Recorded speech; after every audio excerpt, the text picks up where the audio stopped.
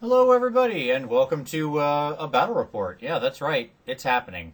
So, recently I was on the road, and I happened to be in Jeff Egan's neighborhood.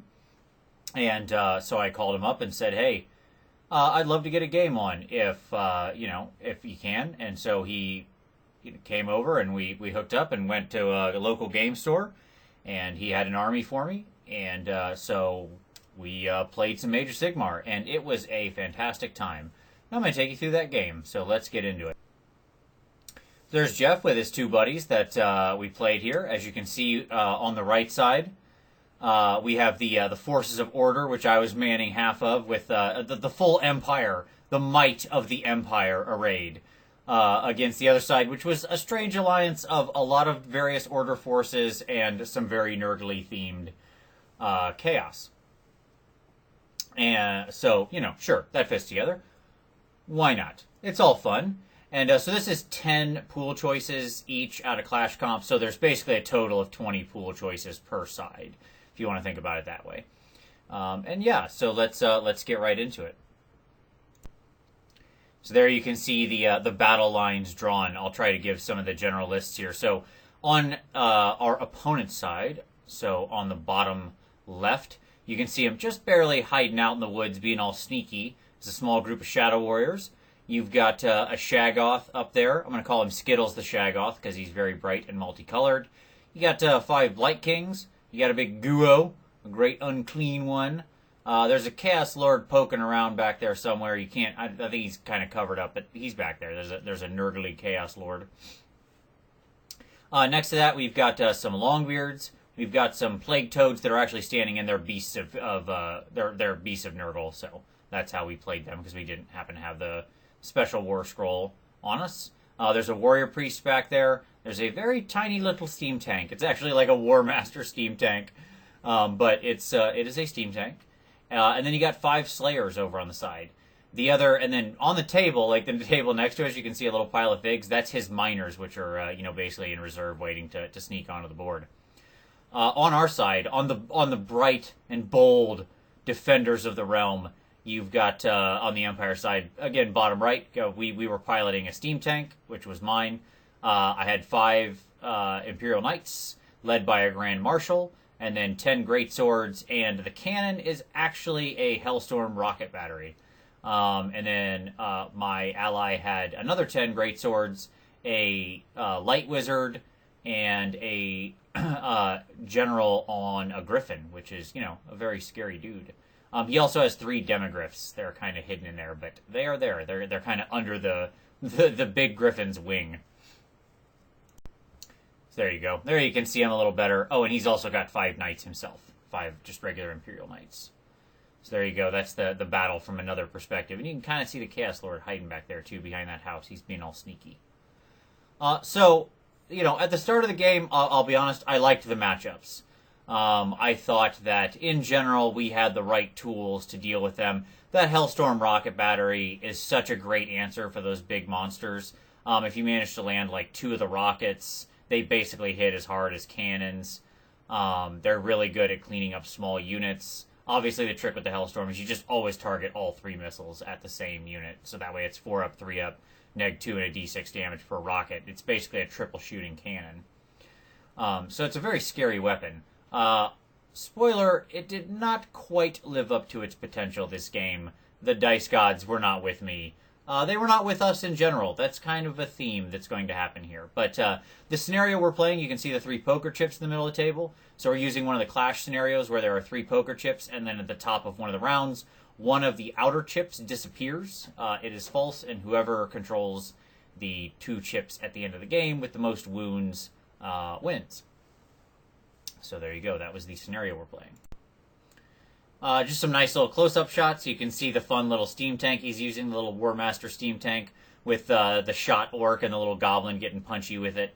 And you can see a close-up of Jeff's Plague Toads, which are beasts of Nurgle in this game. He did a fantastic paint job on those. He loves that green color. That's his jam. And I will say, it really does pop on these guys. Everybody's models were painted fantastic. There's a nice close-up of Skittles the Shaggoth. I think he looks fantastic, as well as Jeff's Blight Kings. His Great Unclean One is still in progress. So that was the only model he had that wasn't totally finished. All right, so we're going to get right into it here. So you can see basically what happened is we won the first turn, moved up very cautiously, but the Shaggoth, who took a cannonball in round 1 and got 5 wounds, makes this just a heck of a charge into my steam tank. I believe he needed like a 9 or a 10, but he pulled it off and he got in. And that big axe is a 3 damage axe. Yeah, not great. And the steam tank, it's only like a neg 1 rend, but 3 damage. And, you know, that puts the steam tank on a coin flip. You'd think I would have made one of the saves. You would be wrong. So right away after combat, steam tanks got half its wounds just cleaved right off the freaking thing. So that's not great. And the reality is I don't want to commit my knights to that Shaggoth. 1, because I'm not sure they'd actually do anything to him. And 2, because they need to go and deal with the Blight Kings. They've all got lances, so they can all hit for 2 damage on the charge. They're with a Grand Marshal, so they can run and charge in the same round. So I felt like hitting the Blight Kings in the side was a pretty good matchup. You can see how they moved up around the tower there. And so basically when I looked at this, my plan was to sort of file charge the knights through the open gap 3 inches away from the Shaggoth and sweep around and then charge into the butt of the Blight Kings. And I thought, you know, it should be pretty good. Over here, you can see my greatswords just kind of moved up to draw in the Blight Kings and the Great Unclean One. The Hellstorm Rocket Battery did a big fat nothing the first turn. I believe I missed with 2 missiles and the other one failed to wound. So, you know, there you go. That happened. Meanwhile, on their first turn, their steam tank shoots once, puts a cannonball right through our Bright Wizard, or through our Light Wizard, sorry, and does 5 wounds to him. So, blew him right off the table. Oops. Not great. And so then on their turn, they win the round to go first in round 2. So now we're getting back-to-back. Never good. And you can see the Blight, or the Toads, I believe did... I'm not sure if... yeah, this is the point where they move up, so they're definitely going to get their charge. And then the Miners come in. Fortunately, they're not going to really be able to do anything. So just watch those Miners. Some fun things are going to happen later. You can kind of see in the top of the picture where the Griffin has moved up into terrain, and he's just kind of waiting to pick his fight. The Demigryphs had moved up there onto the rock, and they were in cover, and they had gotten a Mystic Shield as well before the Wizard got blown off the table. So even though we were getting back-to-back, those Demigryphs were just untouchable, because they were like basically a 2-up there in cover on that hill. So they were kind of holding that whole flank down. Just because they were like 2-up, and I don't remember if they also had reroll 1s to their armor saves or not. I know the Knights have it. But at any rate, you know, a very, very, very difficult unit to peel off the table there. So we return to this combat. You'll notice the Shaggoth is a little more wounded. Funny thing happened here. So the Shaggoth has this special rule that if you ever roll the same check on your initiative, like, that is to say, when you're rolling at the top of the turn, if you and the enemy both roll the same number, then, like, lightning strikes all the Dragon Ogres on the table and they heal wounds. And so, of course, at the top of that second round, we tied. And so a lightning bolt hits him, and on a 4-up, he heals Deef 3 wounds. And he rolled the 4-up. How many wounds? 3 wounds. Great. So the Shaggoth, who had done 6 wounds to my steam tank, goes back down to 2 wounds. He's a 10-wound model. So that's not great. Now, you can see the steam tank, though, is doing some work. In its turn, it managed to heal off one of its wounds, because we had the engineer just banging away with that wrench. And it's grinding some gears. In the end, it's got a lot better armor save, and, it does do a heavy amount of damage, even in melee. It's not a pushover. You'll also notice the Knights. I think I have another picture of them, but just in case I don't, you can see where the Knights, I managed to land that charge. I mean, it's not hard when the Knights have a base move of 10, and then they run an extra d6 inches. So I think I had like a 14-inch move to go single file, snake up near the tower, spin around, and then make like what was actually a very easy charge. And they also charge 2d6 plus 2 inches or something because they have an extra 2 inches because of their banner.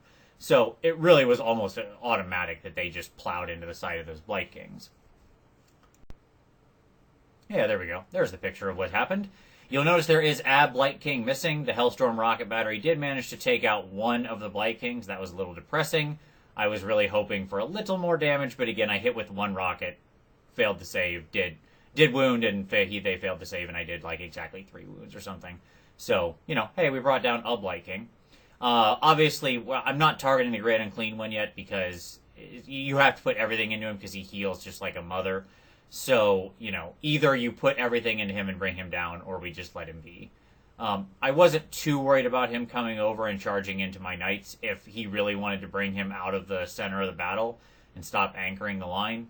That was fine with me. I was more than willing to throw the knights at him. You'll notice the Grand Marshal's not in here. He, just sent the knights forward. But I thought, the knights, they're engaged in a pretty favorable fight here. We'd be able to pick our combats. They would be attacking first. They've got their lances. They're basically, 4 up, 3 up or something, and they do 2 damage. Blight Kings don't have any rend. They rely completely on just mass number of attacks. Knights are fairly tough. I thought it was a pretty favorable matchup.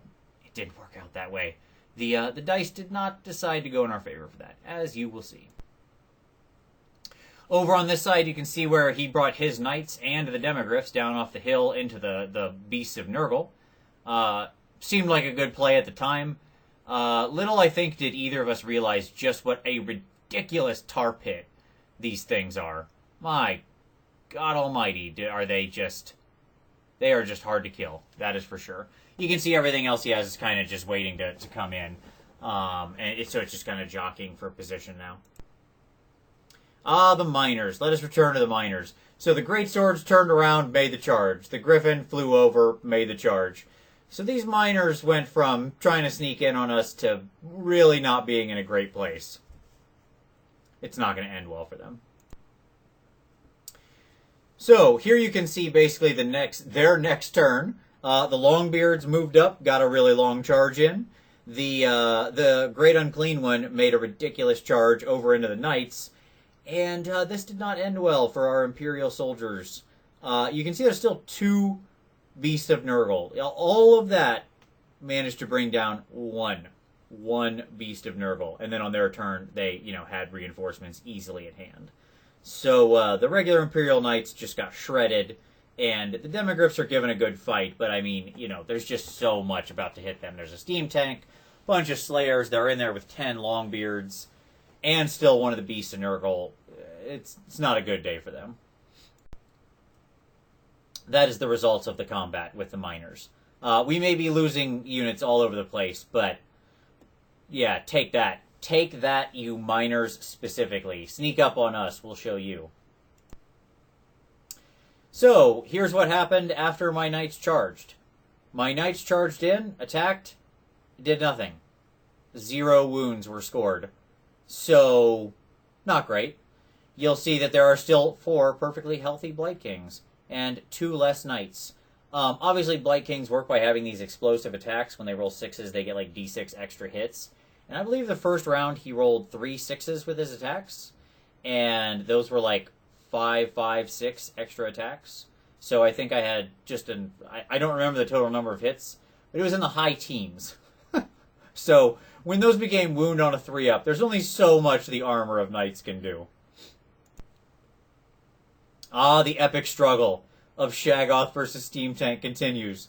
So, you'll notice here, how many wounds does Shaggoth have? 8 on him, 2 left. Steam Tank, 10, 2 left. That's right. It is a bare-knuckle brawl over here between these 2 guys. So, the only advantage I have here is that the Steam Tank can keep healing itself 1 wound, and when it goes from 10 to 9, it puts itself back up a damage category. Like a row on the table, whereas the Shaggoth, unless we tie initiatives again, isn't going to be healing. So, what happened? Oh, that's right, we won. The Steam Tank ground him down. It just ground out that Shaggoth, ran him over, and I will tell you right now, if you want to know how that Shaggoth went down, it was to the most insulting way possible. The Steam Tank ground and did its wheels and treads attack, and basically he made both his saves.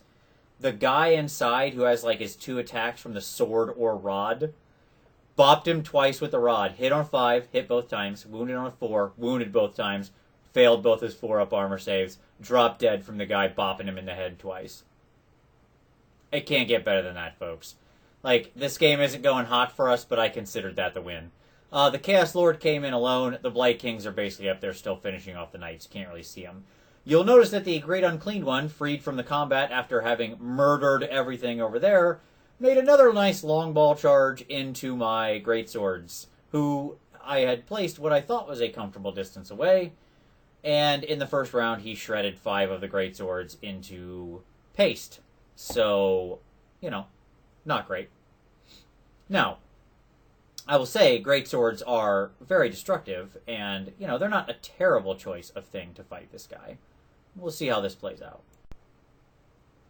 Yes, this is the remnants of that combat after the Great Unclean One, had left because he fought himself out of combat, basically. That last Demigryph is holding on bravely, but the combined might of Slayers and all those Longbeards and 2 Beasts of Nurgle, Demigryphs aren't that good. I am showing this again because I do not know why. This is where they were at right before they moved. I think I took another picture because I forgot, and I really wanted to show that we had totally murdered those miners. This Steam Tank grinds down the Chaos Lord and heals another wound. That was pretty easy, actually. Like, that was 1 round of attacks. It just crushed him under the tank treads. Even, no matter who you are, if you're just a regular 5-wound dude on foot, probably don't charge tanks. Like, that's a good rule to live by. The Blight Kings are down to 2. The Knights basically, I think, managed to kill 1 on their own, and then a cannonball ripped through them after I finished off the Chaos Lord. Got him down to this point, so 1's carrying a wound, and there's 1 guy left. Not too shabby. So we decided it was time for the Eiffel Tower. In comes the Griffin Lord on the Great Unclean One. In comes the Grand Master. 1 great sword left standing against the Great Unclean One. He had killed the other 4. But this man, this most brave man of the Empire, stands alone against this demon, this horrible, gross, mutated, infested, diseased pustule bag from the realm of chaos. Unwavering, he stands ready to fight. That's what happened over there on the other side of the battle. As you might expect, the Demigryph died. Nothing too surprising there. And we've got a real problem on our right flank now in that we don't have one and they have free reign on both of the tokens because, of course, the left token disappeared. So then the Plague Toads make a nice super long charge into these Great Swords. I'm sorry, they're Beasts of Nurgle. The Beasts of Nurgle make a long charge into the Great Swords and just start hammering them. At the start of this, I really thought this would have been a pretty decent fight for the Great Swords. Great Swords are really mean. Like, they are just one of the best infantry in the Empire, and they're just good, period. But, yeah, they weren't up to this, as we will see. So the Blight Kings make a nice charge into the rear of my Grand Marshal. You will notice that the Great Unclean One, not very wounded. That is because all of the attacks in the first round from our combined forces basically did 2 wounds. So, yeah. The Griffin, the Grand Marshal, the Greatsword. Now, you might be asking yourself, where did those 2 wounds come from? I'll tell you where they came from. From the Empire over here. From the Grand Marshal and the Greatsword. Every round he dedicated attacks to the Greatsword, this guy would not die. The Plague Flail was just bouncing off of this Greatsword like he was made of stone. There were several turns where I had to make multiple 5-up saves to stay alive. Dropped them. Just dropped them like they're hot. This guy could not die. And every round he would put at least 1 wound on the Great Unclean One. So the Great Unclean One would swing at him, do nothing, and he would wound the Great Unclean One back. I loved it. It was fantastic. Despite everything else going on in the match, this made me very happy. And then you'll notice what happens here. Whoa, that was a lot of change. Sorry, I kind of forgot to take a picture because we got so into the action. But I'll see if I can sum up. Steam Tank comes over, blows away the Blight Kings with its cannon and machine gun. The Hellstorm rocket battery, which is still alive, shoots all 3 missiles at the Great Unclean One, and finally delivers. Hits, wounds the crap out of him, blows him off the table. That frees up the Griffin Lord to go over there and start trying to deal with the Longbeards and the Grand Marshal, and the Greatsword, who survived many rounds of combat of Plague Flail, is now boldly standing next to his lord, ready to, do something.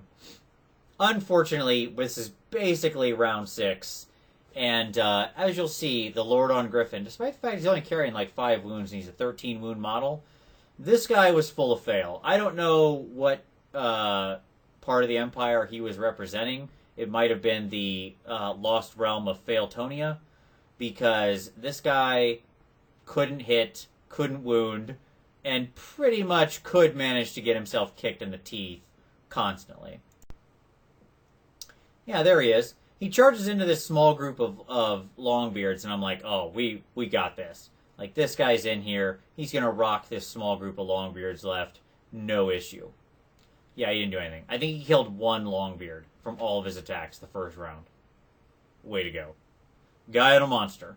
1 Longbeard. Meanwhile, the Steam Tank and the Warrior Priest are hanging out back there, ready to do the business. And that is the business. In came the last remaining beast of Nurgle. The Greatswords did manage to hack 1 down before they died. In comes the Steam Tank. The Warrior Priest buffs the Longbeards. Yeah, it didn't end well. You'll notice there are only 2 Slayers left, because in the final round, we did Hellstorm Rocket Battery the Slayers, but sadly, again, it went back to its normal mode of being underwhelming in this game, and only killed 3 of the Slayers, meaning that they still held that objective. As you can see, they firmly hold the objective in the center, and that was the end of the game right there. You can see the Greatsword and the Marshal and the Steam Tank have turned to beat feet and get off of this table and get away from the destructive forces that face them. We figured better to retreat and live to fight another day. The Hellstorm lived the whole time. It just kind of had been shuffling around, firing rockets at things. It really is a great weapon. It underperformed solely because of my bad luck. I stand behind that thing. It did kill the Great Unclean One. Without it, we would have never put that guy in the ground. So, that alone is pretty worth it in my mind. You can see the Shadow Warriors basically did nothing. They just stood up in their woods, as little Ponzi elves are so prone to do. And, this was a strong victory for the combined Order Chaos forces. We had a little bit left, but not much. And by we, I mean I. But it was a great, great game. And, of course, there we go. Our final picture. The man of the match. The man who proved in the fight between Great Unclean One and Empire Greatsword, he was the better.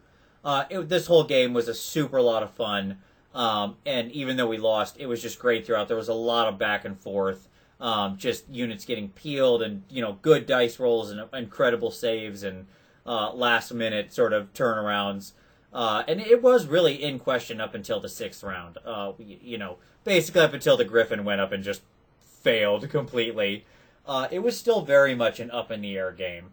And that's what I love. Everybody was laughing, having a good time. The dice would roll well, the dice would roll bad. Everybody was rolling with it. Jeff's got a great group of friends up there. It was super fun to play with. They were super fun to play with, and I absolutely had a wonderful time. And I want to thank them for lending me an army and having me at their table. I'm deeply grateful for it because it was a wonderful distraction from a work trip. So. Thank you all very much. I hope everybody watching enjoyed the battle report. I know it was a little scattered. This was my first time trying to bat rep AoS, and admittedly, I was also playing with new people and a new army because I don't normally play Empire. I normally kill Empire, so I had to kind of, be learning my war scrolls the whole time. But a lot of fun. Hope you enjoyed, and as always, we'll see you next time.